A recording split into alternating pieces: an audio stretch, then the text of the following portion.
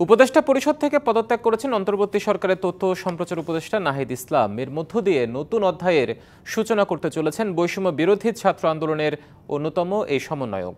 রাজধানীর হেয়ার রোডে প্রধান উপদেষ্টার বাসভবন যমুনায় ব্রিফিংয়ে তিনি জানান, ছাত্রদের সাথে রাজপথে থাকার তাগিদ থেকে তিনি পদত্যাগ করেছেন। বলেন, রাজপথে থেকে জনগণের জন্য কাজ করতে চান। বেশ কিছুদিন ধরেই নাহিদ ইসলামের পদত্যাগের খবর আসছে গণমাধ্যমে।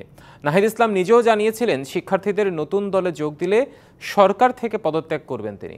আগামী 28শে ফেব্রুয়ারি আত্মপ্রকাশ করবে শিক্ষার্থীদের নতুন দল।